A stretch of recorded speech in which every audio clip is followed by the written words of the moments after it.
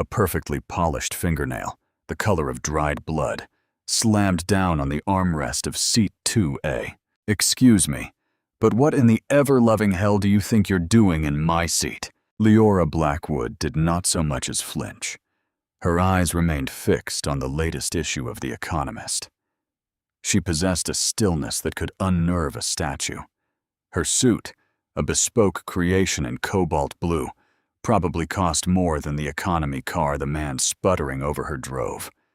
A single, formidable black pearl was nestled in each earlobe, a subtle testament to a wealth that did not need to shout. The man now invading her personal space was a walking cliché of entitled mediocrity. Vincent Harlan, his face already a blotchy testament to high blood pressure and cheap whiskey, was sweating through a golf shirt that had seen better days. "This is 2A, he wheezed, waving a crumpled boarding pass like a white flag of surrender he mistook for a weapon. "I paid a fortune for this seat." Have you ever witnessed that moment? The instant a situation could go one of two ways. The calm before the storm, where one person's ego is about to write a check their body cannot cash. If you have, you know exactly what I'm talking about. Hit that subscribe button and ring the bell, because you are about to see a masterclass in what happens when an immovable object meets a truly pathetic force. Leora's eyebrow, a perfect questioning arch, rose a fraction of an inch. She offered no words, no movement, just a direct, unwavering gaze that seemed to peel back the layers of his bluster and stare straight into the quivering insecurity beneath. The ambient hum of the cabin seemed to fade as other passengers, sensing the impending drama, slowly turned their heads. The air crackled, thick with a tension you could taste. It was the taste of privilege about to be checked. "Look, lady, I don't know what kind of game you're playing." Vincent's voice boomed, a foghorn of misplaced confidence. He hitched himself closer, puffing out his chest in a sad attempt at intimidation. Leora remained perfectly composed. Her manicured fingers, steady and sure, simply turned a page in her magazine. The only movement was the slight, deliberate tilt of her head as she assessed him. Not as a threat, but as a particularly uninteresting specimen under a microscope. "Sir, is everything all right?" The voice belonged to Sienna Reyes, a law student in seat 2B, who looked up from her textbook on constitutional law. Something in Vincent's tone, a curdled blend of arrogance and aggression, had set her teeth on edge. "No problem here," Vincent grunted, not even gracing her with a glance. Just a little confusion from someone who's clearly wandered into the wrong section of the plane. The microaggression, subtle to some, landed with the force of a physical blow. A muscle in Leora's jaw flickered, a tiny, almost imperceptible tell. But still she held her peace. Her silence was a canvas, and he was gleefully painting his own downfall upon it. Sienna's phone was already in her hand. She had spent enough late nights scrolling through social media to recognize the prelude to a viral meltdown. A single decisive tap, and she was live on Instagram. The world was about to have a front row seat. "I think there's been a simple mistake," Vincent continued, his voice escalating in volume, ensuring everyone could bear witness to his perceived victory. "This woman seems to believe her ticket for the back of the bus entitles her to a seat up here." The captain's voice crackled over the intercom. "Ladies and gentlemen, we are anticipating a brief departure delay as we resolve a passenger seating issue." A triumphant smirk spread across Vincent's face. "See," he declared, as if the announcement was a divine vindication of his righteousness, "you're inconveniencing everyone." That was when Harlow Quinn, the gate agent, appeared. A longtime veteran of the airline industry, her face was a mask of weary professionalism, the kind that comes from dealing with thousands of Vincent Harlans over the years. But the scene in first class, the palpable tension, felt different. "Is there a problem with the seating here?" she asked, her gaze, by force of habit and unconscious bias, landing first on Leora. "This woman is in my seat," Vincent announced, pointing a sausage-like finger. "I need you to handle this so we can get on with our flight." Slowly, deliberately, Leora reached into her handcrafted leather briefcase. She produced her boarding pass and handed it to Harlow without a word. The gate agent's eyes flickered across the document. A flicker of confusion crossed her face. "Ma'am, this pass is for seat 2A, Harlow confirmed, her voice now tinged with uncertainty. "That's impossible!" Vincent snapped, snatching at the air as if to grab the pass himself. But Leora had already retrieved it, tucking it safely away. In that brief moment it was visible. Sienna's phone camera zoomed in, capturing the crisp, gold-embossed letters at the top. Chairman's Circle. She probably scammed her way into an upgrade, Vincent muttered, his face reddening further. Or sweet-talked some poor sap into trading with her.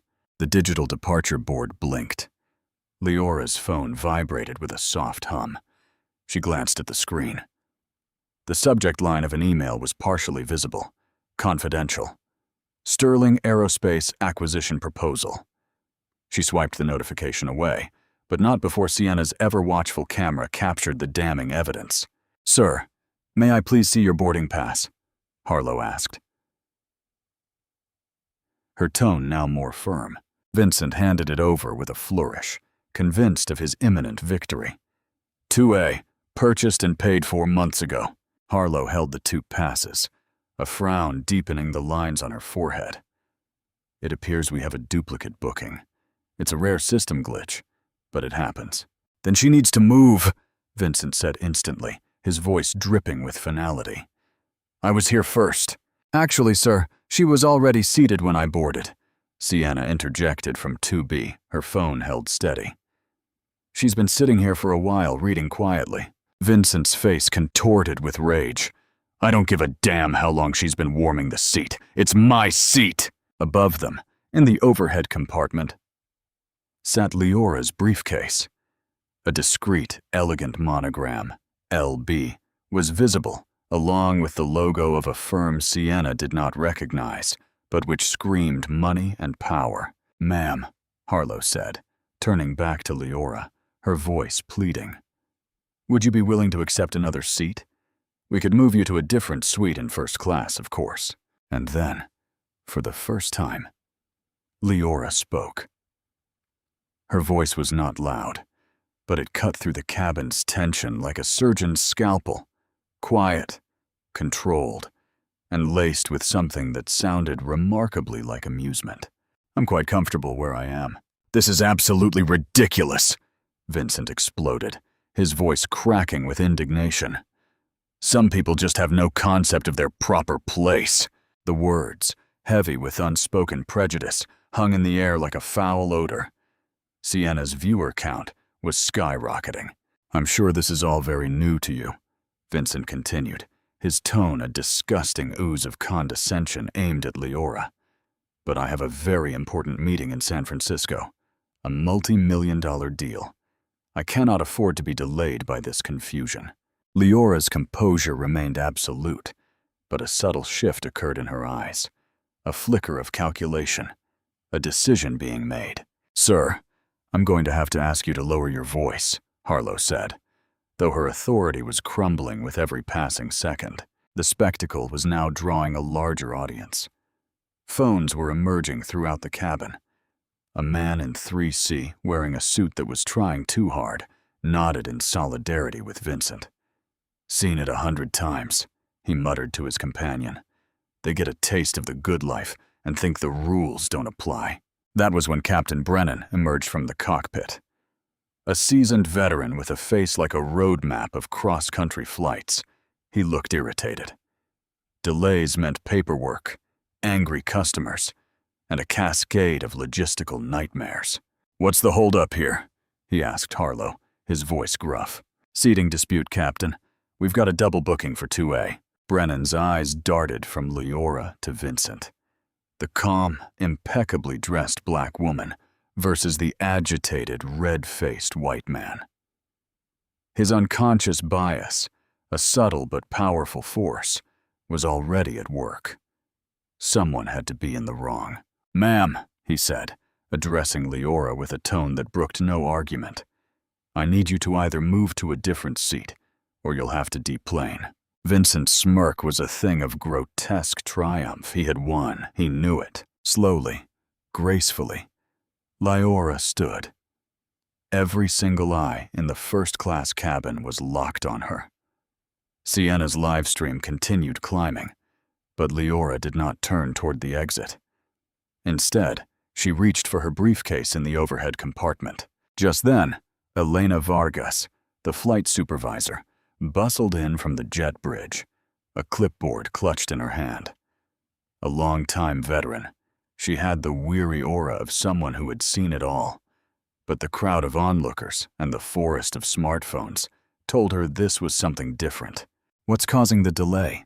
Elena asked Captain Brennan. "Seating issue.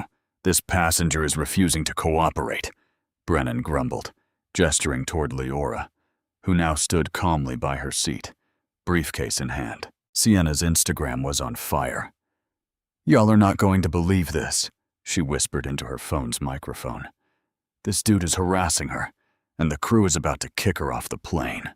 The viewer count surged and kept climbing. Vincent was practically vibrating with a toxic cocktail of adrenaline and self-righteousness.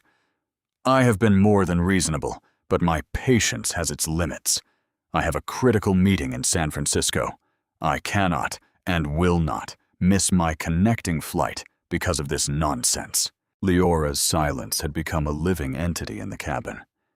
It was unnerving, a profound and heavy quiet, in the eye of a hurricane of her own subtle making. She stood there, perfectly still, watching the chaos she had allowed to unfold.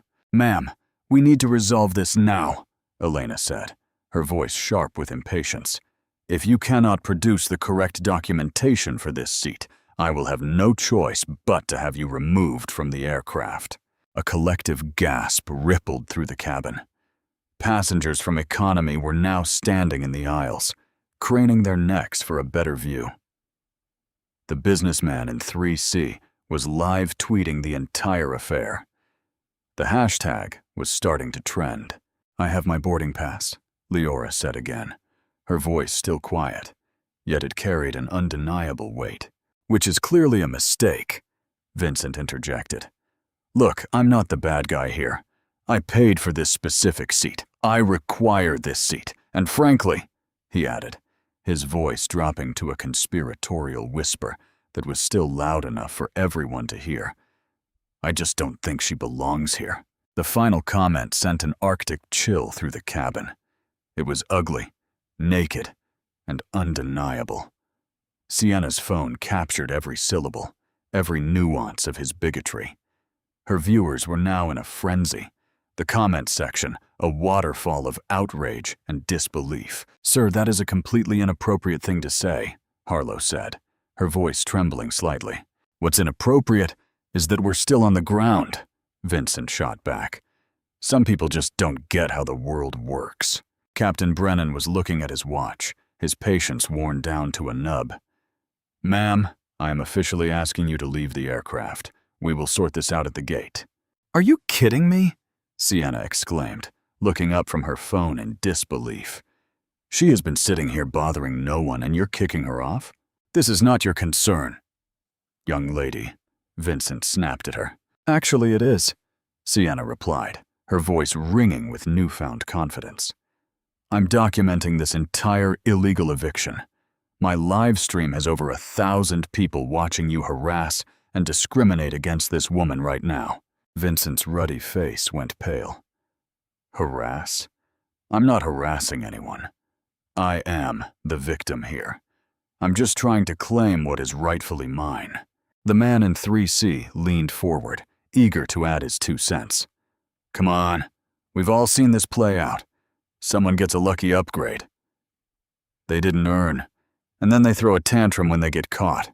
Leora's knuckles were white where she gripped the handle of her briefcase, but her face remained a mask of serene composure. "That's it.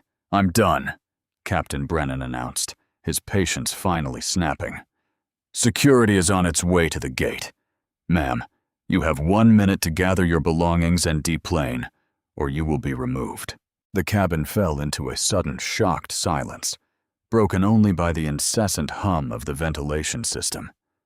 Over 100 passengers were now fully invested in the drama, their phones held aloft like votive candles at a vigil for common decency. Vincent was smiling, a wide, predatory grin. He had won. The troublemaker was being ejected. He would get his seat, and the world would be set right again. "I truly am sorry it had to come to this," he said to Leora, his voice oozing with a sincerity so false it was almost impressive. "But rules are rules, after all." Leora looked at him, a long, contemplative gaze. And then she did something utterly unexpected. She smiled. It was not a warm or friendly smile. It was the smile of a grand master in chess who sees a checkmate 20 moves away. "Captain Brennan?" she said, her voice now resonating with a newfound clarity and power that commanded the attention of every person on board. "Before you make a career-ending mistake by calling security, I believe there is something you need to see." She clicked open her briefcase. Vincent leaned in, his curiosity piqued despite himself. What could she possibly have in there? A fake ID? A sob story written on a napkin? Leora withdrew a single, crisp sheet of paper. It was clearly an official document adorned with a corporate letterhead and multiple signatures. She handed it to Captain Brennan without a word. The captain's face was a kaleidoscope of changing emotions. First, confusion. Then, dawning recognition. And finally, a wave of sheer, unadulterated horror. The color drained from his face, and his posture snapped ramrod straight, as if he had been hit by a taser. "Ms. Blackwood," he stammered, his voice barely a whisper. I had no idea." Harlow and Elena moved closer, trying to get a look at the document. Their eyes widened in unison. "Oh my God," Harlow breathed. Vincent was still lost in a fog of confusion. What is it? What's going on?" Sienna's livestream was a blur of frantic comments. "Holy hell, guys, something big just happened. The captain looks like he just saw a ghost." Leora calmly took the document back from the captain's trembling hands and placed it back in her briefcase. She then looked directly at Vincent, who was still sputtering, demanding answers. "What was that piece of paper?" he demanded. "What did you show him?" Leora sat back down in seat 2A. She crossed her legs, a picture of regal composure, and reopened her copy of The Economist. "Just my credentials," she said simply. Captain Brennan was staring at her, as if she were an unexploded bomb. His hands were visibly shaking. "Sir," Vincent said, his voice rising in pitch.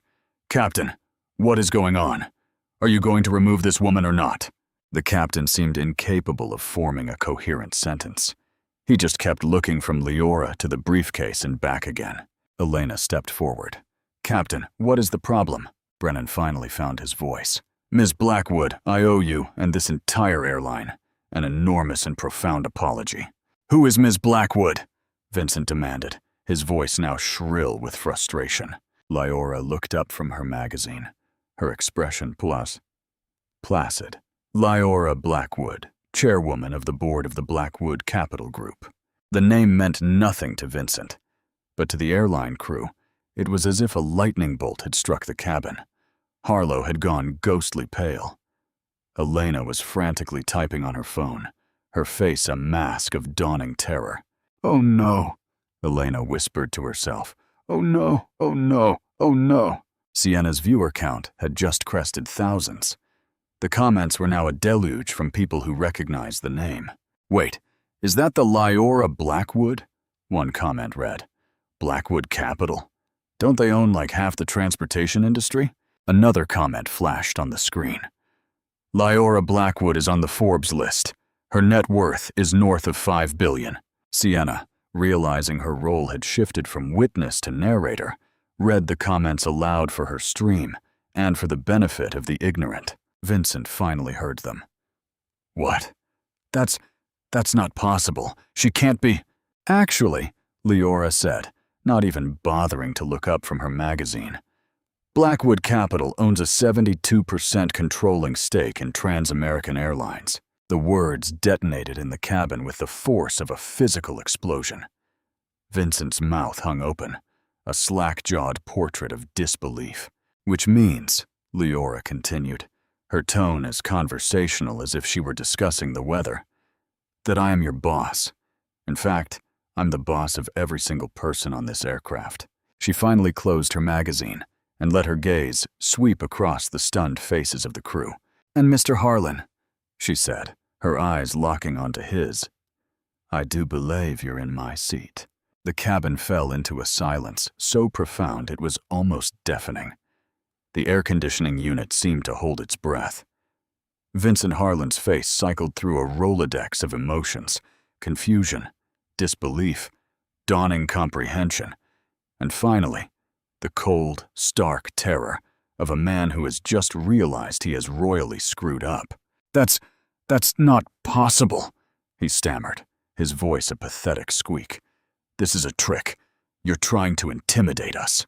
Leora sighed, a sound of profound weariness, and reached into her briefcase once more. This time she produced a thick, bound folder.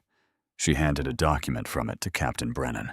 Trans-American Airlines Board of Directors meeting minutes, she stated calmly. From earlier this week, if you turn to page 4, you'll see the vote to acquire Sterling Aerospace. My signature is right there at the bottom. Brennan's hands shook as he scanned the document. His face went from pale to a sickly shade of gray. And if you turn to page 9, Leora continued, her voice unwavering, you'll see the details of the $4.2 billion purchase agreement. Blackwood Capital now controls 72% of Trans-American's outstanding shares. She handed another document to a shell-shocked Elena. This is our latest quarterly report. We posted revenues of $950 million last quarter. My firm's controlling stake is currently valued at approximately $5.1 billion. Elena held the papers as if they were venomous snakes. Ms. Blackwood, I can't apologize enough. You can't? Leora's eyebrow arched again. That's a very interesting choice of words. Sienna's live stream was now a global phenomenon. The viewer count had surpassed 5,000. Comments were flying by too fast for her to read. She owns the damn airline. This is the greatest plot twist in history. OMG, Vincent is so fired. Vincent was still shaking his head, trapped in a state of denial. This has to be some kind of elaborate prank. You can't just get on an airplane and claim you own it. Leora simply unlocked her phone and showed the screen to Captain Brennan. It was her contact list, filled with entries like CEO Trans-American Direct, VP of Operations, and Chief Financial Officer. Would you like me to conference any of them in? She asked. Her voice dangerously pleasant. Vincent's bluster finally shattered. Even if you are who you say you are, that doesn't give you the right to just take my seat. My seat? Leora corrected him gently. On my airplane, which, as it happens, I was in the middle of testing. The words landed like a series of perfectly placed body blows. Captain Brennan squeezed his eyes shut, likely doing a mental calculation of his severance package. Testing? Harlow asked. Her voice barely a whisper. I fly commercial unannounced once a quarter, Leora explained, her voice now carrying a pedagogical tone. It's the only way to get an unvarnished look at the customer experience. The only way to see how our passengers are truly being treated. She gestured around the silent, stunned cabin. And today's little test has yielded some exceptionally valuable data points. Vincent Harlan was finally beginning to grasp the sheer, terrifying scale of his miscalculation. Look, I didn't know who you were. If you had known, you would have treated me with respect, Leora finished for him. Which is precisely the problem, isn't it? She stood up, no longer just a passenger, but the embodiment of absolute authority. She commanded the attention of every soul on that plane. This, she announced, her voice ringing with clarity, is the third incident of blatant discrimination I have personally witnessed on a trans-American flight this fiscal year. The other two incidents, however, involved passengers who didn't own the damn airline. Sienna's stream was now being shared by news outlets and celebrity accounts. Airline owner was trending worldwide. "Mr. Harlan," Leora said, her voice dropping, becoming intensely personal and dangerously quiet. "You made an assumption about me the moment you saw me. You assumed I didn't belong in this cabin because of the color of my skin. You harassed me. You made racist and classist assumptions, and you attempted to have me forcibly removed from an aircraft that I own. Am I missing anything?" Vincent's face was now crimson, not from anger, but from the hot, searing burn of humiliation. I didn't mean." "You meant every single word," Leora replied, her voice as sharp and cold as ice. "The only question that remains is, what are the consequences? What do you think should happen to a guy like Vincent? And what about the crew? Should they get a pass? Let me know your thoughts in the comments below. This is getting more intense by the second." Captain Brennan finally found his voice, which was now laced with a desperate, pleading tone. "Ms. Blackwood, please, what can we do to make this right?" Leora offered a small, chilling smile. "That's a fascinating question, Captain. Let's start with this. What would you typically do to an employee who publicly harassed and discriminated against your boss?" The implied threat hung in the air, like the blade of a guillotine. "But first," Leora continued, turning her attention back to Vincent, "let's fully catalog Mr. Harlan's behavior." She faced him directly. "You attempted to intimidate a fellow passenger. You made racist and derogatory assumptions. You single-handedly caused a significant flight delay, and you created a hostile and uncomfortable environment for every other customer on this plane." Vincent was sweating profusely now, his cheap golf shirt soaked through. "I'm sorry. I am so sorry. I made a terrible mistake." "You made a series of choices," Leora corrected him. "And they're all perfectly documented," she added, gesturing toward Sienna's still recording phone. "Nearly 10,000 people have now watched your little performance live. And I assure you, by the time we land, that number will be in the millions." Vincent's face turned ashen. "Please, you can't. This will ruin me. My job, my reputation." "You should have considered that before you decided to embody the worst stereotypes of an entitled, racist bully," Leora said simply. She then turned back to the crew. "Captain Brennan, what is Trans-American's official policy for passengers who verbally harass and threaten other customers?" Brennan swallowed hard, his Adam's apple bobbing. We have a zero-tolerance policy. Aggressive passengers can be banned from all future flights." "Excellent," Leora said, with a sharp nod. "Mr. Harlan, consider yourself permanently banned from flying Trans-American Airlines for life." "What, you can't do that?" "Watch me," Leora replied, her voice dangerously calm. "It's my airline, remember?" She was not finished. Her gaze fell upon Harlow. "Harlow, you immediately assumed I was the problem without any investigation. You unconsciously deferred to Mr. Harlan's authority. How do you think that made other passengers of color on this flight feel?" Harlow was openly weeping now. "I'm so sorry, Ms. Blackwood. I never intended to—" "Your intent is irrelevant," Leora said, her words sharp but not cruel. "Your impact is what matters. And your impact was to validate a bully and make a paying customer feel like an intruder on her own airline." She looked around the cabin, her eyes meeting those of the other passengers. "Every single person here witnessed an act of discrimination.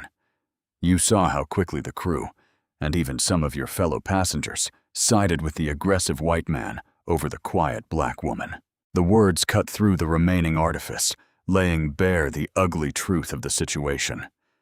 Several passengers had the grace to look ashamed. "This is what systemic racism looks like in the 21st century," Leora continued, her voice the calm center of the storm.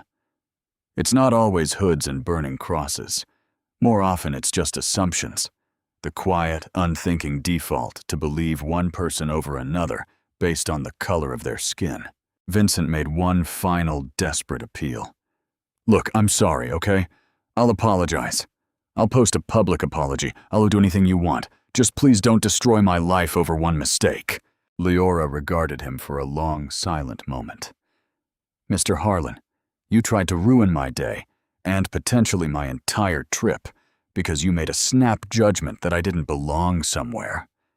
You wielded your perceived privilege like a weapon. You spewed racist vitriol in front of a plane full of witnesses. She leaned forward, her voice dropping to a near whisper. And even now, your primary concern is not the fact that you were profoundly wrong. It's that you might actually have to face the consequences for your actions. Vincent's shoulders slumped in defeat. He finally understood. There was no apology, no excuse, no escape route that would lead him out of this. However, Leora continued, and a flicker of hope appeared in Vincent's eyes. I am not interested in your personal destruction. I am interested in fixing the broken system that emboldened you. She turned and addressed the entire cabin. Everyone here has learned a valuable lesson today. You've learned that appearances can be profoundly deceiving. You've learned that a single voice, armed with a smartphone, can hold power accountable. And you've learned that actions, big and small, have consequences. Sienna's live stream was now approaching 20,000 viewers. The comments were a tidal wave of support, outrage, and sheer amazement. Miss Reyes, Leora said, turning to Sienna directly. Thank you. Thank you for not being a bystander. Your courage to document this has made all the difference. Sienna blushed, momentarily speechless. I just did what I thought was right. Exactly, Leora said with a warm smile. And that is what all of us should strive to do. She turned back to Captain Brennan. I will be meeting with your entire executive leadership team the moment we land in San Francisco. We have some immediate and non-negotiable policy changes to discuss. Of course, Ms. Blackwood. Anything you need. And Mr. Harlan, Leora added, her voice once again cool and professional. You will be escorted off this aircraft upon our arrival. The San Francisco police will be waiting to take your statement. Vincent just nodded. His face was a miserable mask of resignation. The fight had completely drained out of him. Leora Blackwood sat back down in seat 2A. She picked up her copy of The Economist and effortlessly found her place. Now, she said pleasantly to the stunned and silent cabin, I believe we have a flight to catch. Captain Brennan practically sprinted back to the cockpit. Harlow was on her phone, frantically making calls to the ground crew in San Francisco. Elena was already composing an email to the entire corporate headquarters. The subject line likely reading, Code Red. We have a gigantic problem. The cabin slowly, tentatively, began to return to a state of normalcy. But the atmosphere was irrevocably changed. Passengers spoke in hushed, reverent tones, processing the extraordinary event they had just witnessed. Phones were still out, but now they were being used to text friends and family to share the unbelievable story. Sienna had finally ended her live stream, but not before promising her thousands of new followers a full breakdown of the events. Leora continued to read her magazine as if nothing out of the ordinary had occurred. But if you looked closely, you could see the faintest hint of a smile playing on her lips. She had taken a moment of ugly, casual racism and transformed it into a powerful, teachable moment for an entire plane load of people, and soon for the world. She had wielded her immense power not for petty revenge, but for systemic change, and she had done it all without ever raising her voice. The plane finally pushed back from the gate, significantly delayed. But Leora Blackwood was exactly where she was supposed to be. The first-class galley had been transformed into a makeshift boardroom. Leora sat at the head of the small table, across from a pale and shaken Captain Brennan, a visibly trembling Elena Vargas, and a red-eyed Harlow Quinn. Vincent Harlan had been quietly moved to an empty row at the very back of the plane. A silent, hulking air marshal now occupied the aisle seat next to him. Sienna's live stream had ended, but her phone was still recording audio from her seat, a silent witness to the revolution taking place high above the ground. The story was now the top headline on every major news network's website. "Ms. Blackwood," Captain Brennan began, his voice hoarse, "on behalf of the entire crew, I want to offer my most sincere—" Leora held up a hand, cutting him off. "Captain, I am not interested in apologies. I am interested in action." She opened her briefcase and took out a pristine legal pad and a Mont Blanc pen. "Let's review the facts. Trans-American Airlines currently has a market capitalization of $78 billion. My firm, Blackwood Capital, holds a 72% controlling interest." She jotted down the numbers as she spoke. "Are we all clear on the financial reality of this situation?" The three crew members nodded frantically, like bobbleheads in an earthquake. "Good," Leora continued, her voice crisp and businesslike. "Now, the average settlement for a federal discrimination lawsuit against a major airline is approximately $4 million. And that's when it doesn't go to a jury. When it does, the numbers can easily climb into the tens of millions." She tapped the pen against the pad. "Furthermore, viral videos depicting incidents of racial discrimination have been shown to cause an immediate stock price drop of anywhere from 10 to 20% within the first day. For our company, a conservative estimate would put that loss at around $8 billion in market value. Are you beginning to see the scope of the problem, Captain?" Captain Brennan, looking greener by the second, could only nod. "What do you need from us, Ms. Blackwood?" "A complete and total overhaul of corporate policy," Leora said, without a moment's hesitation. "Effective immediately, I want new zero-tolerance discrimination protocols drafted and on my desk within 72 hours. I want mandatory, comprehensive, and recurring unconscious bias training for every single employee, from the baggage handlers at Bureau 2. Board of Directors. And I want a new independent ethics and compliance department that reports directly to my office, not to corporate HR." She looked at each of the three crew members, her gaze lingering on each of them for a few seconds. "This incident has proven, beyond a shadow of a doubt, that our current system is fundamentally broken.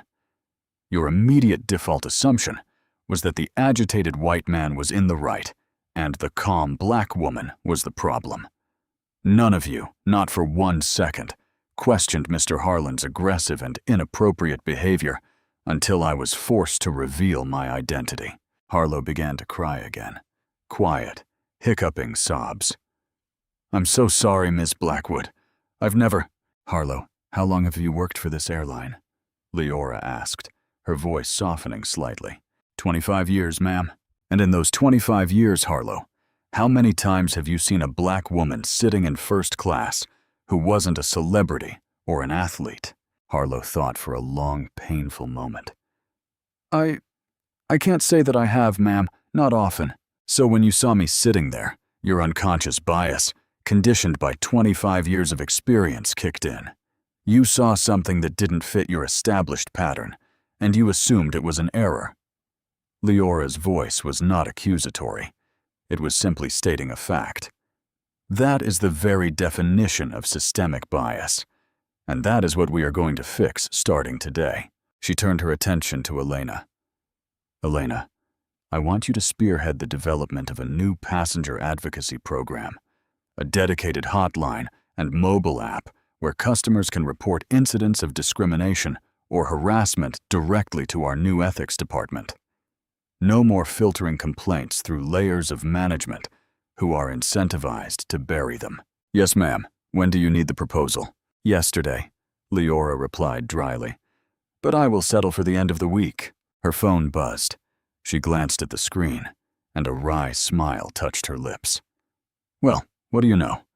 The Federal Aviation Administration's Office of Civil Rights is calling. It seems they've been monitoring the social media firestorm. They're launching a formal investigation. Captain Brennan looked as if he was about to be physically ill. An FAA investigation? Don't worry, Captain, Leora said, a glint in her eye. I've actually been in communication with their office for the past several months. This wasn't an accident. The words landed with the force of a thunderclap. What? What do you mean? Elena stammered. Leora set down her pen. I mean that I have been conducting a series of systematic undercover audits of our airline's discrimination and customer service policies. I fly unannounced on different routes every quarter. I document everything. How passengers of color are treated by gate agents, how flight attendants respond to disputes, how crew members enforce policies differently based on a passenger's race or perceived social status. She unlocked her phone and showed them a detailed spreadsheet filled with dates, flight numbers, and detailed notes. This is the third major incident I have personally documented on a trans-American flight this year alone. The other 2 times, I did not intervene. I simply documented the experiences of other passengers who didn't have the power or resources to fight back. You've been planning this? Brennan asked. Mintwili, I have been gathering data on a clear and persistent pattern of systemic discrimination, Leora corrected him. Today's test simply confirmed my hypothesis. When faced with a direct conflict between an aggressive white passenger and a calm black passenger, the airline staff will consistently and reliably side with the white passenger. She looked around the galley at the 3 stunned employees. Every single one of you defaulted to that bias, even when I remained perfectly calm, and Mr. Harlan became increasingly belligerent. You perceived me as the source of the problem. Elena was now taking notes with a frantic energy. What can we do to prevent this from happening ever again? Training is a start, but it's not enough, Leora said. We need a seismic shift in our corporate culture. We need new hiring practices that prioritize diversity and emotional intelligence. We need to promote more women and people of color into leadership positions. And we need regular independent audits of our practices by external civil rights organizations. She pulled another document from her briefcase. I have already retained the services of the NAACP Legal Defense Fund. They will be conducting a comprehensive top-to-bottom review of all our policies and procedures. Are we being sued? Captain Brennan whispered, the color completely drained from his face. Not yet, Leora replied. But make no mistake, if we do not enact immediate, meaningful, and lasting change, we will be, by multiple parties. She gestured toward the main cabin, where Sienna was still sitting. That young woman's live stream has been viewed over 1 million times already. The hashtag is the #1 trending topic on Twitter, globally. Every major news network in the world wants an interview. What story do you want them to tell, Captain? A story of a racist airline that got exposed, or a story of a responsible corporation that identified a problem and took decisive action to fix it? What do you want us to do? He asked, his voice filled with a newfound sense of purpose. Leora smiled. I want you to help me transform this airline from a case study in systemic bias into a global model for corporate responsibility and inclusivity. She stood up and walked to the small galley window, looking out at the clouds below. Trans-American can be a leader on the issue of civil rights, or we can be a cautionary tale. I, for one, strongly prefer the first option. What about Mr. Harlan? Harlow asked quietly. Mr. Harlan will face the appropriate legal and social consequences for his individual behavior, Leora said. But he is not the real problem. He is a symptom of the disease. The real problem is the system that enabled and empowered him. Every employee who witnessed his racist tirade and did nothing. Every corporate policy that allowed the situation to escalate. Every unconscious bias that makes our customers feel unsafe and unwelcome. Her phone rang. She answered it on speakerphone. Leora Blackwood. Ms. Blackwood, this is Director Franklin from the FAA's Office of Civil Rights. We have been monitoring the developing situation on this flight. Director Franklin, thank you for your call. I am here with the captain and flight supervisor from today's incident. Excellent. We are launching a full investigation. We will need to conduct formal interviews with all personnel involved, and we will require a complete review of your current policies and any proposed changes. Leora looked at the three pale faces in front of her. We are prepared to cooperate fully. In fact, I think my crew is quite eager to participate. Very good. We can have a team in San Francisco to meet with you as early as tomorrow morning. That works for us, Director, Leora said. After hanging up, she turned back to the crew. Do not worry, she said, her voice reassuring. This is not a punishment. This is an opportunity. We are going to get ahead of this story. We are going to fix this problem from the inside out. She sat back down and picked up her legal pad again. Here is what is going to happen next. Mr. Harlan will be permanently banned from this airline, and his name will be submitted to the National No-Fly List for aggressive passengers. We can do that? Elena asked. We can and we will, Leora confirmed. Harlow, you and every other flight attendant will begin a mandatory intensive sensitivity and de-escalation training program, effective next week. Captain Brennan, you will be working directly with our new head of diversity, equity, and inclusion, who I will be hiring personally. Elena, you will oversee the implementation of our new passenger advocacy program. She made a few more notes. I want monthly reports on all discrimination complaints. I want quarterly diversity audits. And I want an annual public report on our progress in creating a more inclusive and equitable company. She looked up from the pad, her gaze serious and unwavering.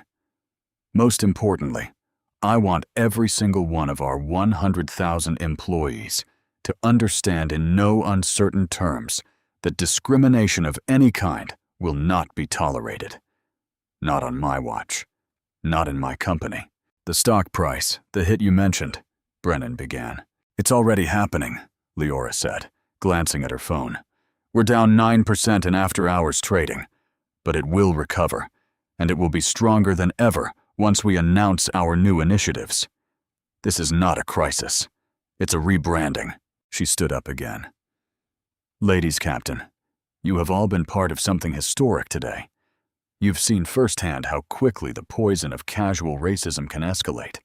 You've seen the incredible power of social media to hold injustice accountable. And you have seen how true power can be wielded, not with a sledgehammer, but with a scalpel. What's the timeline for these changes? Brennan asked.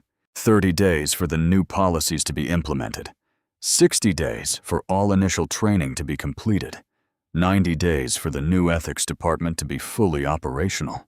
Leora packed her legal pad and pen back into her briefcase.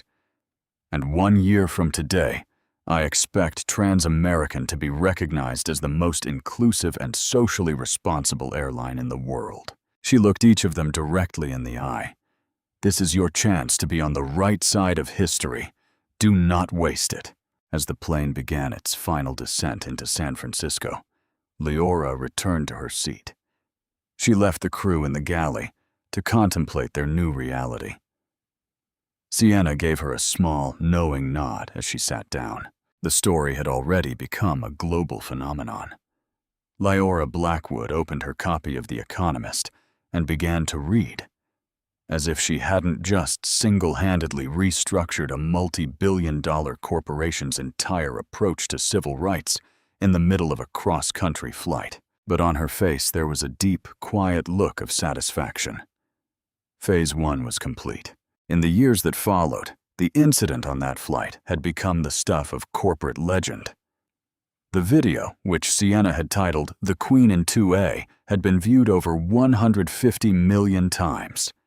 It was a mandatory case study in MBA programs at Harvard, Stanford, and Wharton. Congressional subcommittees had referenced it during hearings that led to the passage of the Airline Passenger Bill of Rights. Trans-American Airlines, under Lyora's direct and unwavering leadership, was now the undisputed gold standard for inclusive corporate culture, topping Fortune's list of most admired companies for 2 years running. The Blackwood Protocol, as it became known, was being adopted by companies across every industry, from hospitality to tech. Executives were now required to conduct their own unannounced field tests to experience their companies from the customer's perspective. Leora had proven that real, lasting change comes not from performative anger or fleeting social media outrage, but from quiet resolve, strategic patience, and a relentless dedication to systemic reform. She had taken a moment of personal humiliation and used it as the fulcrum to move the world. The ripple effects continued to expand. Sienna Reyes, having graduated at the top of her class from law school, now ran a major nonprofit dedicated to using social media to document and combat civil rights abuses. Vincent Harlan, after losing his job and becoming a national pariah, had gone through extensive therapy and counseling. His redemption story, chronicled in a best-selling memoir titled Checked Baggage: Unpacking My Privilege, had become a touchstone for conversations about accountability and personal growth. Even Harlow, the gate agent, had become a highly sought-after diversity and inclusion trainer, using her own story to teach other employees how to recognize and counteract their own unconscious biases. But for Leora, the true measure of her victory was not in the awards, the accolades, or the soaring stock price. It was in the thousands of letters and emails she received. Letters from young women of color who told her that her story had given them the courage to speak up in hostile corporate environments. Letters from white executives who confessed that her example had forced them to confront their own privilege and become active allies. Letters from ordinary passengers who now felt safer and more respected when they traveled. These were the stories that mattered. They were proof that one person's refusal to be diminished could empower countless others. Sometimes the most powerful move you can make is to refuse to move at all, Leora had said in her now famous TED Talk. Stay calm. Let others reveal their true character. Document everything. And then, when the time is right, use your voice, not just to speak, but to reshape the entire conversation. Her story had become a global masterclass in the art of quiet power, the kind that does not need to shout to be heard. Now it's your turn. Leora Blackwood's story is a powerful reminder that courage is not always loud. Sometimes it's the quiet refusal to be moved. Sometimes it's the steady hand holding a camera. Sometimes it's using your position not for personal gain, but for the protection of others.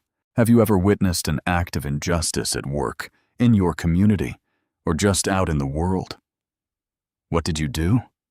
Your voice, your story, your actions matter. You have the power to be a force for change. Share this story with someone who needs to be reminded that power isn't about being the loudest person in the room. Comment below with your own experiences of standing up, speaking out, or simply refusing to accept the unacceptable.